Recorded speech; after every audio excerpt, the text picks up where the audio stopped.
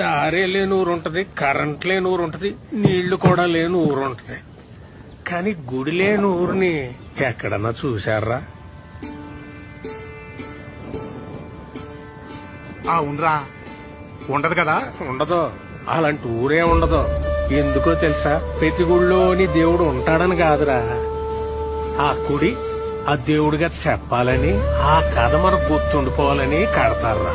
మన రామాలయం సీతను కాపాడుకున్న రాముడు కథ కాదు చెప్పేది. అలాగైతే అది ప్రేమ కథ మాత్రమయ్యేది కదా. ఆహా, రాముడి సమస్య తనదనుకున్న హనుమంతుడి కథ. ధర్మం వైపు ఉన్న రాముడికి మేమున్నామని నిలబడ్డ వానరుల కథ. అధర్మంపై గెలవడానికి యుద్ధం చేసిన సైన్యం కథ అది. అందుకే రామాయణం లోక కళ్యాణం కోసం జరిగిందంటారు. ప్రతి భజనలోనూ చెప్పుకునే ఈ కథ ఏదో ఒక రోజు మనకు ఉపయోగపడాలని చెప్తాం. ఈ రోజు అవ్వాలరా.